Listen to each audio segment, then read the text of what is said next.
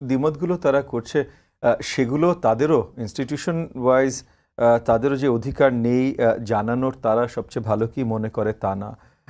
Obviously এখন যেটা হয়েছে যে এই সংস্কার কমিশনগুলো তারা তাদের রিপোর্ট প্রদান করেছেন, রাজনৈতিক দলগুলোর সাথে একটা কনসেনসাস বিল্ডিং প্রসেস তৈরি করেছেন যেখানে অনেকগুলো দল ইনক্লুডিং আমার দল আমরা সেটার উত্তর তাদেরকে দিয়েছি এবং এটার মাধ্যমে আমরা ইতিমধ্যে আজকে বোধহয় প্রচারণা হয়েছে যে আগামী বৃহস্পতিবার মানে আগামী পরশু থেকে রাজনৈতিক দলের সাথে বসা শুরু হবে। আমি ধরে নিচ্ছি আগামী সপ্তাহে আমরা বসছি।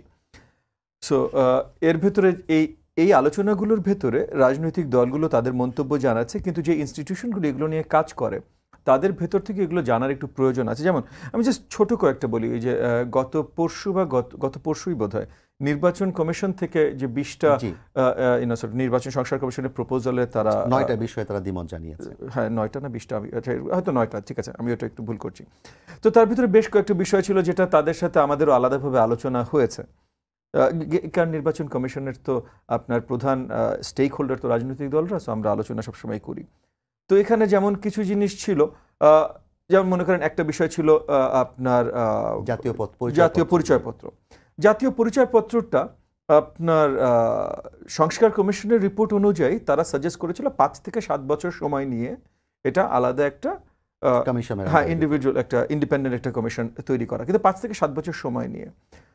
তো ওই 5 থেকে 7 বছর সময়ের অনেক কিছু কারণ ছিল, কিন্তু ইতিমধ্যে আমরা দেখেছি অন্তর্বর্তীকালীন সরকারের প্রজ্ঞাপন জারি করে এটা করার একটা প্রচেষ্টা শুরু হয়ে গেছে।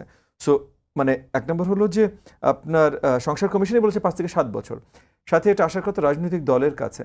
রাজনৈতিক দল এখনো আলোচনায় বসাই হয় না, এই সপ্তাহে বসা শুরু হবে, মানে এই বৃহস্পতিবার থেকে বসা শুরু হবে।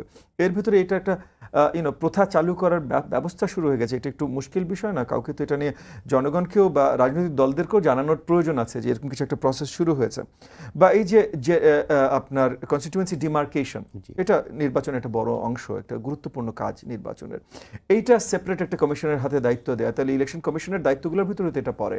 প্লাস ইলেকশন কমিশন একটা কনস্টিটিউশনাল বডি, সো তাদের ক্ষমতা কিন্তু একটা অন্য লেভেলের ক্ষমতা থাকে যে সহজে আসলে কেউ লিগালি হস্তক্ষেপ এদের মধ্যে করতে পারে না। এটা অন্য একটা কমিশন করে করতে হলে তাকে আবার কনস্টিটিউশনাল বডি বানাতে হবে, যেটার প্রয়োজনীয়তা আসলে কতখানি আছে এখানেও কিছু প্রশ্ন আছে।